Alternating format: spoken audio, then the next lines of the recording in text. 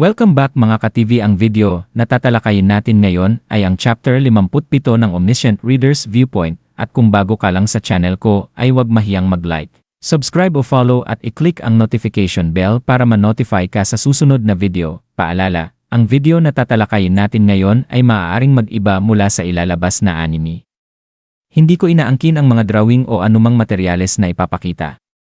Ang layunin ko ay magpakita ng suporta at magbigay ng impormasyon tungkol dito. Ang lahat ng kredito ay nananatili sa mga orihinal na may-ari. Maraming salamat. Ganap na nagulo ang sitwasyon. Nagtaka si Kim Dokja kung ano ang nangyayari, bakit kahit ang Supervisory Bureau ay hindi makakuha ng impormasyon tungkol sa kanyang mga kakayahan at kung mapaparusahan ba siya. Inamin ni Bihyong na siya man ay nagtataka rin at nais ding makita ang attributes window ni Dokja. Nang magtanong si Dokja tungkol sa posibleng parusa, agad itong itinanggi ni Bihyong at buong pagmamalaking sinabi na ipinagtanggol niya si Dokja sa harap ng mga administrador. Iginiit niyang hindi manloloko o kahina-hinalang tao si Kim Dokja kundi isang napakasipag lamang na individual.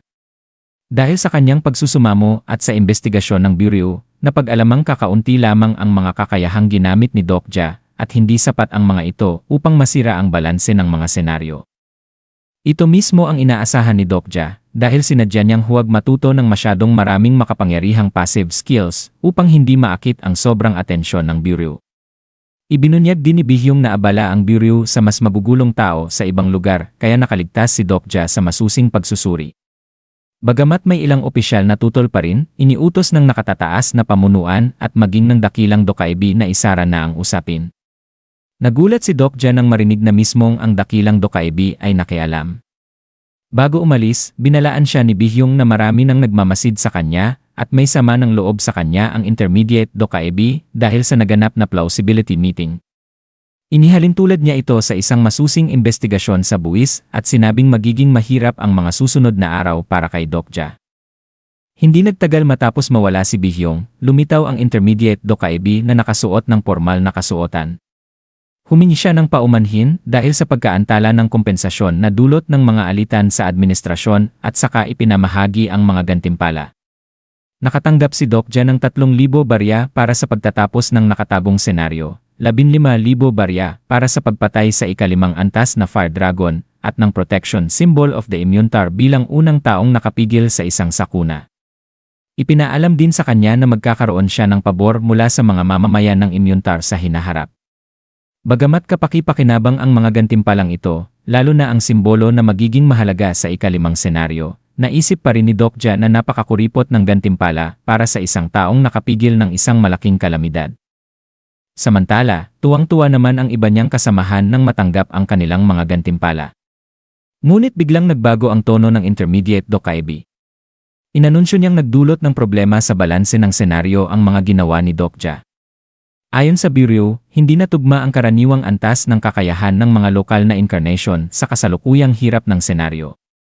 Dahil dito, ginamit niya ang kanyang kapangyarihan upang baguhin ang antas ng kahirapan. Laking gulat ng lahat nang sabihin niyang malaki ang ibinawas niya sa natitirang oras ng ika-4 na senaryo. Habang nakangising nakatingin kay Dokja, ipinahayag niyang 48 oras na lamang ang natitira. Ang sinumang leader ng grupo o miyembro na hindi makakakuha ng target na estasyon sa loob ng panahong iyon ay mamamatay. Nang maunawaan ang bigat ng sitwasyon, agad na pinag-usapan ng grupo ang kanilang susunod na hakbang. Nalaman nilang hawak ng Tyrant King, isa sa 7 hari ng Seoul, ang Changsin Station.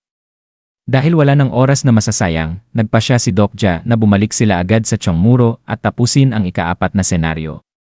Habang naglalakbay mula ang Wook Station, kasama niya sina Lee Sung-kook at Jung Min-seob habang nauuna naman sina Jung Hee-won at Lee Hyun-sung. Dahil hindi niya kayang dalhin ang buong bangkay ng Fire Dragon, ipinagbili niya ang kalahati nito sa exchange at inilista ang natitirang kalahati sa napakataas na presyo upang magsilbi lamang na pansamantalang imbakan. Hindi niya pinansin ang pagrereklamo ni Bihyong at nakinig na lamang kay Jung Min-seob, na nagsabing mas kahawig pa ni Dokja ang isang propeta kaysa sa mga tunay na propeta. Inamin din ni Min-seob na pinagsisisihan niyang tumigil siya sa pagbabasa ng Book of Revelations dahil napakahusay ng kaalaman ni Dokja. May isang bagay na matagal nang gumugulo sa isip ni Dokja kaya tinanong niya kung paano nakapagtipon-tipon ng napakabilis ang mga propeta. Isang buwan pa lamang ang lumilipas mula nang magsimula ang mga senaryo, ngunit mayroon na silang organisadong grupo at malalakas na hukbo.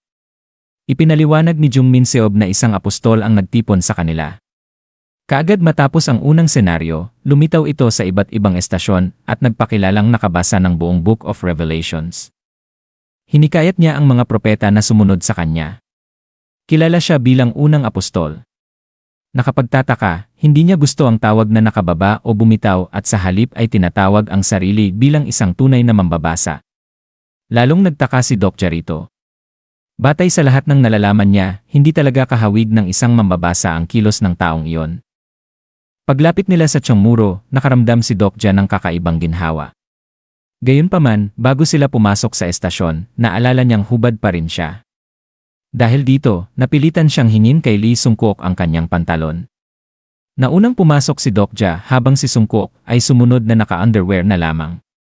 Sinalubong siya ni Yo Sang-a at makikita sa kanyang pagod at mamasa-masang mga mata kung gaano kahirap ang mga nagdaang pangyayari. Agad namang tumakbo si Lee Gilyaong at kumapit sa kanyang binti. Samantala, hindi pa rin nagigising si Lee Ji-hye dahil sa malubhang sugat at malamig naman ang naging pagtanggap ni Gong Pil-du sa kanyang pagbabalik. Nang tumingin si Dokja sa paligid, nakita niya ang maraming dugo. May benda ang balikat ni Yo Sang-a, namumula ang mga riles, at malinaw ang bakas ng isang matinding labanan. Nang banggitin ni Jung Min Seob ang mga apostol, nakita nilang nakahilera sa riles ang mga pugot na ulo ng ikalawa, ikatlo, ikaapat, at ikapitong apostol. Halatang isang tao lamang ang may kakayahang gumawa nito.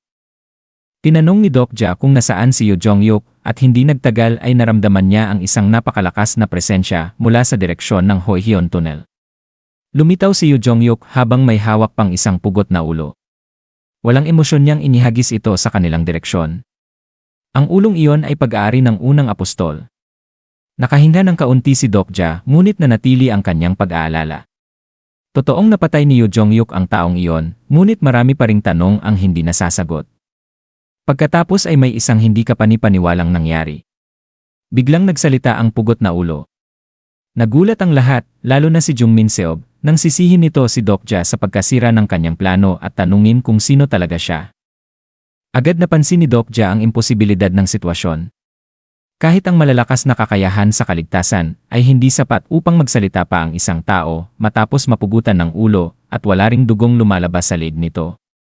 Habang pinagdurugtong niya ang mga impormasyong nalaman niya, ang sabay-sabay na paglitaw ng unang apostol sa iba't ibang lugar ng Seoul, ang kakayahan nitong tumawid sa mga harang, at ang tila hindi nito pagkamatay. Bigla niyang napagtanto ang katotohanan, avatar ability. Biglang nagkaroon ng saysay ang lahat. Ang ulong nasa harap nila ay hindi ang tunay na katawan kundi isa lamang avatar. Napakabihira ng ganitong kakayahan at karaniwang taglay ng mga taong nasa malikhaing propesyon na dumaranas ng matinding stress o pagkakahati ng personalidad. Tinitigan niya ng mabuti ang nagsasalitang ulo at lalo siyang nakumbinsi sa kanyang hinala. Sa wakas, tinanong niya ang tanong na matagal nang nabubuo sa kanyang isip, ikaw. Manunulat ka ba? At iyon na para sa kabanata ngayong araw. Talagang nagiging mas interesante na ang mga pangyayari, at siguradong magiging sobrang intense ang susunod na episode. Kung fan ka ng series na ito o ng iba pang anime tulad ng Solo Leveling, Omniscient Reader's Viewpoint, o The Beginning After the End, naglagay ako ng ilang anime figures at merchandise sa description. Makikita mo roon ang mga character figures, collectibles, at anime-themed items kung gusto mong suportahan ang channel o bumuo ng sarili mong anime setup. Maraming salamat sa panonood at magkita-kita tayo sa susunod.